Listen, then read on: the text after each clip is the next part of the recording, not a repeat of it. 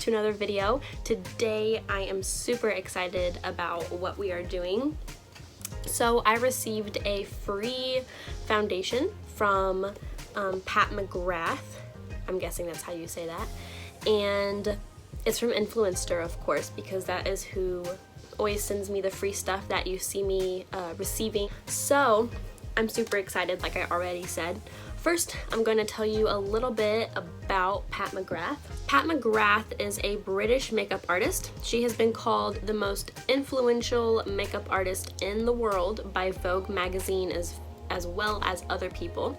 And in 2019, she was included in Time's 100 Most Influential People list. She released to a select group of people her new Sublime Perfection foundation, and I was one of the people that got chosen to test this out before it's released to the public. The box is cool. Pat McGrath has all these different colors, and then when you open it, right there it just has Influencer, and then when you open it, it has it shows you that all the different colors that it comes in. So it says light, medium, light, medium deep, and deep, and then it shows you swatches of all the different colors, which is super cool. There is 36 different colors, which is pretty good. That's a pretty normal number now. Used to, if it was just a few years ago, it would not have been a normal number. It would have been 36 would have been a very high number, but now a lot of people are coming out with these huge shade ranges. So 36 is a pretty common number to have. At the top here it says weightless buildable coverage, sublime satin finish, runway tested, mother approved, because runway tested, mother approved is her little what's the word, like a slogan type of thing. That's what all her stuff says on it. Experience perfection in 36 sublime shades for all skin tones and undertones. Universal formula for all skin types, which I really like. Sublime satin finish is a very universal type of finish for people. So down here, you have a little card, and it just says, congratulations, you've been selected to try the Sublime Perfection Foundation from Pat McGrath Labs. This box is super heavy. Like, for a foundation, it's very, very heavy. I will say right off the bat here that this retails for $70. It's actually like, I think $68, but once you get shipping, tax, whatever, it's gonna be $70. So that means that this is the only bottle that I will ever be getting of this. They gave me the color Light 1, which is the lightest color that they make. It's over here, Light 1, and I think that it will match perfectly, and if it's a little too light, then I can just put some bronzer over it and we should be fine. So there's that. The box is super cool. It opens like that, so it like tips back. I don't know, I think this is amazing. I love the packaging on this. And then you get to the actual bottle. So there we go. You take this off, and it's got a pump, which is fantastic. I love products that pump, whether it's shampoo or foundation or whatever. If it has a pump on it, then I am almost already sold. Okay, so today I already did my brows and my eyes, and I'm going to really put this to the test. I want to know what it can withstand. So my schedule for today, it is about, let me see, it is 11:40. I'm going to be leaving here a little bit before 2 o'clock, driving an hour over to Lafayette, taking some classes, and then I actually have, I have 4 hours of classes. Doing 4 hours of classes, then driving an hour all the way back. I'm going to go to Tipton, and I'm going to do a 1 hour show. So I'll be sweaty, I will be, you know, hot. I will have already had it on for a long time at that point. So we are really, really putting this to the test today. It comes out like water. Like, I don't know if you just saw that, but it is extremely runny. It's running down my beauty blender right now. So it's very, very liquidy. Here we go. I'm gonna start with just a few dots on each side. just to see, because I'm not sure. I'm also not going to set this unless I have to, just because not all foundations require you to set them, and a lot of people don't realize that. Like, people always, whenever they try foundations, they want to just keep doing their normal thing where they put all the powders on top, but sometimes when you're testing a foundation, the foundation doesn't need that. Okay, so my impression of it right off the bat here is that it is good coverage, but it's definitely not full coverage. Like, you can see right here, you can really see it in the camera. It looks worse in camera than it does in person, as things usually do, but you can see right here that it's not covering that. It feels really good on the skin. Like, me talking right now and me moving my face, it doesn't feel like I have anything on my face at all. Okay, so there we have one layer. It honestly, it looks very natural. Okay, so overall, not bad. It got a little bit cakey around my nose. You can see that it kind of like built up. It doesn't look the smoothest right there. The runniness makes it easy to look streaky. It just kind of clings to your sponge, and then it, you know, if you pat here, then you're gonna just have an extra amount of coverage there that like normally you wouldn't get with a thicker formula. The way that it looks right here, I'm not a huge fan of. It does blend out your pores. Like, I have large pores right in here, and you cannot see those.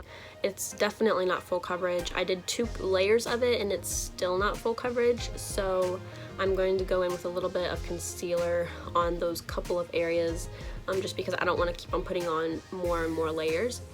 But if I wasn't performing on stage tonight, I would have applied 1 layer and walked out the door, because I don't need the full coverage look every single day. So I will see you in my next check-in. Hey guys, so I am driving. I was not planning on doing this while driving, but of course I'm running late because my life is crazy and I'm usually rushing out the door. So anyway, I have not set the foundation with a powder, but I did put a setting spray over it because after I got to thinking about it, a setting spray won't affect the way that it looks. It will just keep it in place. So I do have powder with me, but it's dried down pretty well. Not as much as I would have liked for it to, but I put the Urban Decay Oil Slick, or not Oil Slick, the other one, the All-Nighter on top of it, and that is it. So as you can tell, I have bronzer and blush and highlighter on.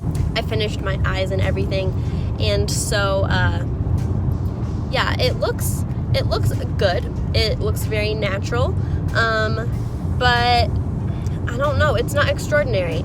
I asked my mom what she thought of how it looked. I just walked in and asked her, like, quickly give me what your thought is on this without looking at it too much. She said that it looked uneven and kind of blotchy, which is exactly what I had already told you guys. So she agreed with me on that. So yeah, I will check in again after class. So right now I'm leaving my town and going to Lafayette for class. So I have a 1-hour drive and then 4 hours of class, and then I will talk to you when I am leaving class. So I will see you guys then. Hi guys, I just got out of class. I'm once again driving, of course, because I'm running late again to what I'm going to do later, but the makeup looks good. I have a ring around here. I know it's from my lab goggles. I was in a chemistry class last, so yeah, I had to wear goggles for an hour. But the spots where my goggles did not touch look pretty good. I got a little hot because I was running around in chem lab and the foundation is moving around a little bit, and especially on the spots where my goggles touched, like, I can just do this and it just wipes right off. So that's definitely a con, and that's definitely one of the problems with it not actually drying down like it should. One thing that has changed a little bit that I just now kind of put together was that I can feel it on my face. Like, it kind of feels heavy now.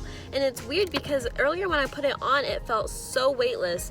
But it's like now that it's kind of, it's not drying, but you know what I mean. Now that it's kind of been on my face for a while, it just, like, when I do this, I can feel it, like, in between my eyebrows. And, like, if I smile, I can feel it, like, where my dimples are. Like, it doesn't have that weightless feel to it anymore that it had earlier. So that is something else that's changed. As far as oxidizing goes, which is a chemical reaction, but it is also what happens to makeup when it's been on your skin for a while and it's been out with the oxygen in the air. It reacts and it tends to turn things orange. It does not do that whatsoever. It is the exact same color that it was when I put it on, which is amazing because I'm so sick of makeups oxidizing. Like, you put it on and it's one color, then you look at yourself an hour later and it's a totally different color. But typically that happens with cheap drugstore brand foundations, so I would never expect one that costs $70 like this one does to do that. But that's just something that somebody might be wondering. So yeah, I am just about to Mason's house. I'm gonna pick him up and then we're gonna rush to the fairgrounds. So I will probably check in again after I dance. It is 6 o'clock right now, and so I will check back in around 9 after I'm done dancing.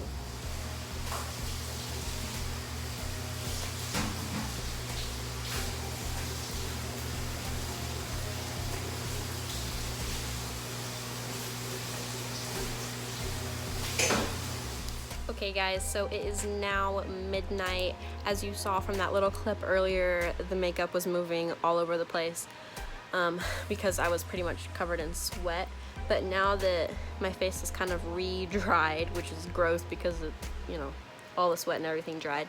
But now that it's dried, you can kind of see that it kind of went away. The coverage is not there. The satin finish is not there. It all just kind of melted off of my face. It was about not 100, it was like 95 degrees today. So I mean, it's understandable, but if you're testing this for the heat or longevity of it, it's not the best. So I don't know, overall I'm kind of like a little bit disappointed with it. I will definitely use it. I'll use up the whole bottle because it's $70 foundation, and I might try to set it with a powder and see how that goes. Because yeah, remember I wore a primer but no actual setting powder, just setting spray. But yeah, I'm definitely going to keep trying this. I just don't know if it's worth $70. So yeah, there's that. Let me know what you thought in the comments, and make sure to like, subscribe, and ring the notification bell, and I will see you in my next video.